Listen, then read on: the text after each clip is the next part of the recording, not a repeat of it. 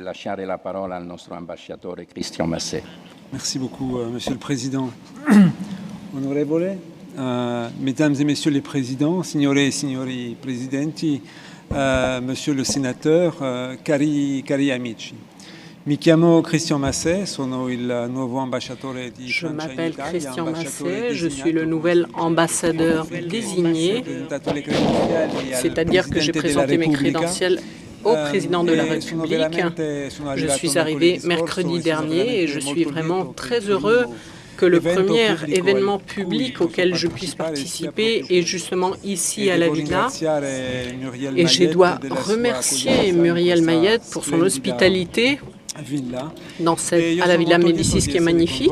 Je suis très heureux d'être ici parce que cet événement, cette rencontre est particulièrement important parce que il y a 2 semaines, il y a eu la conférence des ambassadeurs. Il y a toutes les années la conférence des ambassadeurs. Nous rencontrons le président de la République et le Premier ministre et le ministre des Affaires étrangères. Et la diplomatie économique est un élément très important, tout comme pour la diplomatie italienne. Et tout le monde a dit que les PME et les entreprises à dimension intermédiaire sont la priorité, constituent une priorité. Et quand on parle de ces entreprises-là, on parle aussi d'entreprises familiales.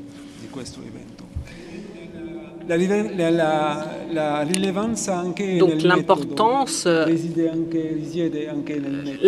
est aussi dans la méthode, c'est-à-dire que 2 organisations, 2 institutions, par exemple,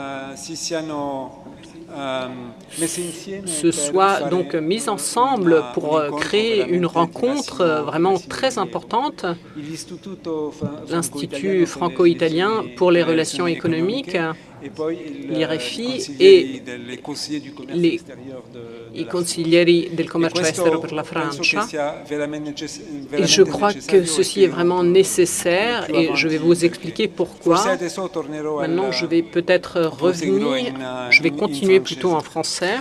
Ce concept d'entrepreneur familial est particulièrement important et sa signification prend un jour nouveau parce que dans les décennies, les 20 ou 30 ans qui ont précédé, les moments de développement de la mondialisation, on a pensé en fait que l'heure était arrivée aux grands groupes multinationaux et que les entreprises familiales, petit à petit, allaient refluer et devenir une sorte d'héritage du passé.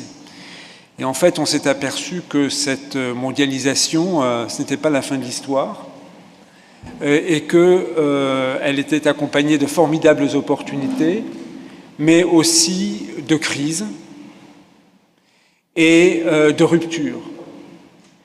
Et c'est là où on a vu que les entreprises familiales ont montré une résilience que n'avaient pas nécessairement les grands groupes. Et que notamment les entreprises familiales étaient capables de faire le lien entre résilience et innovation, entre tradition et innovation. Et je crois qu'il y a un élément tout à fait essentiel derrière cela, qui est la vision à long terme. Parce que la mondialisation a porté une forme de capitalisme financier qui a conduit à voir la valeur de l'entreprise, mais surtout à court terme. Et les entreprises familiales, naturellement, voient la valeur de l'entreprise, mais la voient à long terme. J'étais moi-même ambassadeur au Japon il y a quelques années, autre grand pays d'entreprises familiales, et c'était très frappant de voir aussi dans ces entreprises familiales le fait que pour eux, la valeur, ce n'est pas le cours de la bourse. Parce que même si c'est une entreprise familiale qui était certaines cotées en bourse avec mais où ce n'était pas même la valeur qui était prêtée à l'entreprise. La vraie valeur, c'était le savoir-faire qu'on allait être capable de développer dans les années, dans les 10 ou 20 années qui venaient, ou la capacité de recherche. Et c'est ça qu'incarnent précisément ces entreprises familiales, donc qui ont une agilité et une capacité d'innovation, sans doute supérieure à celle des grands groupes. Et indépendamment de la taille ou de l'importance des entreprises familiales en Europe, et moi j'ai des chiffres qui me disent qu'en Europe, 85% des firmes sont des entreprises familiales, contribuant à hauteur de 60% à l'emploi et à 70% du PIB.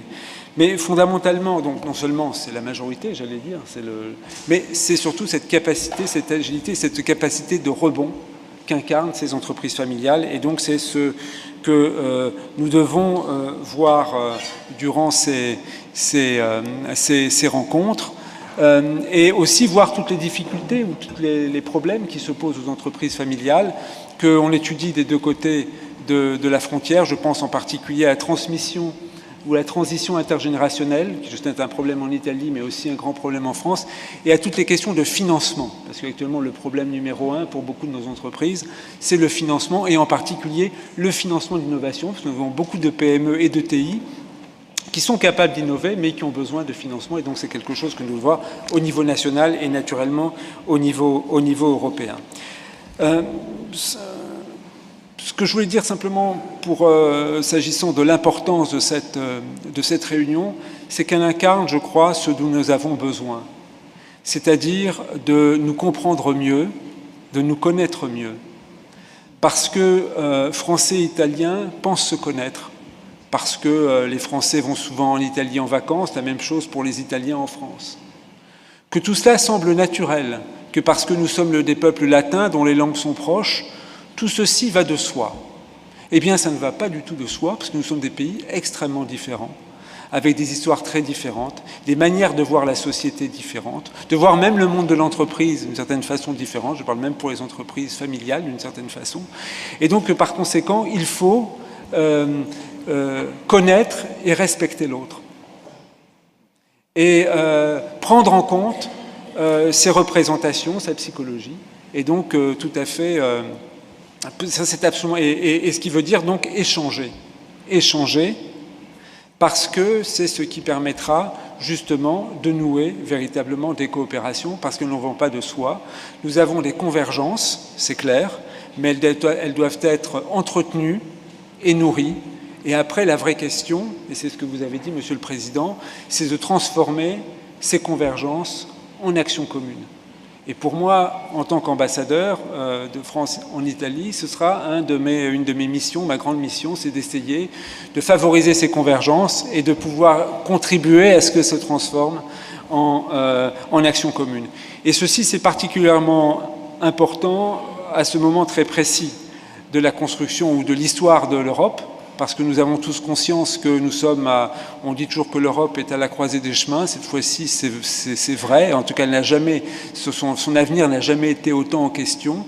Et il est clair qu'il n'y aura pas d'avenir de l'Europe sans coopération franco-italienne forte, sans que la France et l'Italie constituent un moteur de cet avenir de l'Europe, à côté et avec, bien sûr, nos coopérations que nous pouvons entretenir l'un et l'autre avec l'Allemagne. Et tout ceci donc va être discuté lors du sommet du 27 septembre, donc c'est un sommet important. On va parler de coopération industrielle, des questions de migration et bien entendu beaucoup d'avenir de l'Europe. Et ce que vous faites, justement, prépare ce travail, et je peux vous dire que les conclusions de cette rencontre très importante donc seront portées à la connaissance des gouvernements et seront vues aussi comme un témoignage de ce que l'on peut faire justement pour faire avancer les choses, pour que la France et l'Italie soient des puissances agissantes et de progrès en Europe. Buon lavoro a tutti.